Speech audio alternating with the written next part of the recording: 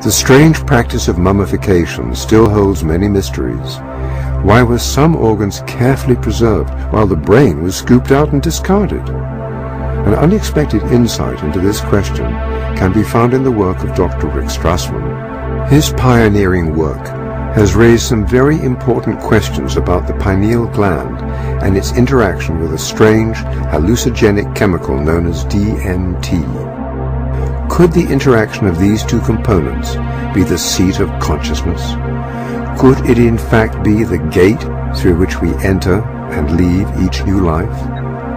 I was interested in seeing if I could determine a biological basis of mystical states. That was probably how things started in the first place. And I was quite impressed with some of the commonalities that seem to occur between spontaneously occurring mystical states, such as those that occurred with meditation and with spiritual practices, and even those described, from near-death experiences.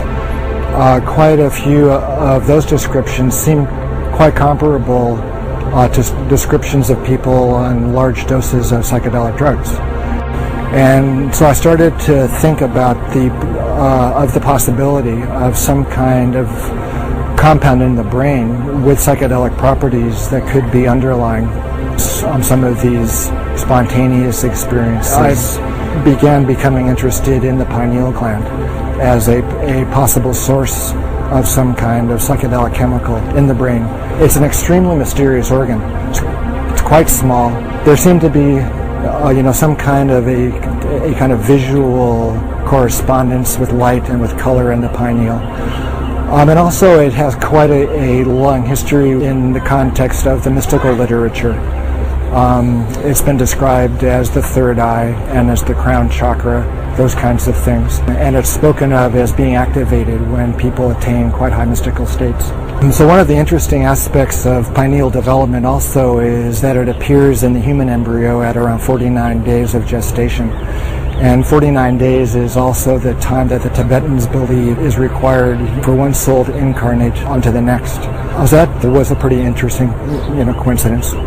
At the time of the differentiation of the fetus into either male or female, that also occurs at that 49-day period. And so I was struck with this interesting kind of temporal, correspondence. And so as time went on, I started, looking into some of the chemistry of the pineal gland. And it seemed as if it was capable of making a compound called DMT. DMT stands for dimethyltryptamine. It's like a chemical cousin of serotonin. And it's quite a profound hallucinogenic type of chemical. It seemed as if the pineal contained all of the precursors and all the enzymes and all of the building blocks that would be required to make DMT. So I started speculating about perhaps there was DMT released in the pineal gland and stimulating the brain under extraordinary states, either through spontaneous mystical states, the time of death, or at times close to death. And also I started speculating that perhaps it was stimulated at the time of birth as well. The pineal gland is extremely well protected from stress, but you can stress the pineal gland if the stress is great enough. Pineal's protective mechanism can be overridden. And so obviously the most stressful time in a person's life is at the time of death. The stress hormones like adrenaline and endorphins are at extraordinarily high levels at the time of death. And so that could, possibly stimulate the formation and the release of DMT from the pineal gland at that time. And so you can, conceive of an individual's consciousness at the time of death being exposed to this big flash of DMT. And so the last thing that one is conscious of in the body is the release of this huge amount of this incredible psychedelic compound.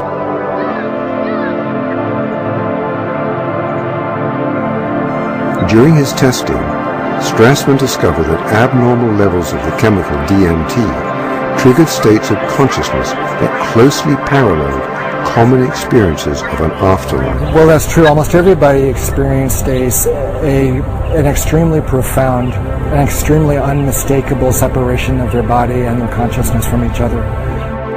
DMT at higher levels acted as a type of catalyst for near-death experiences.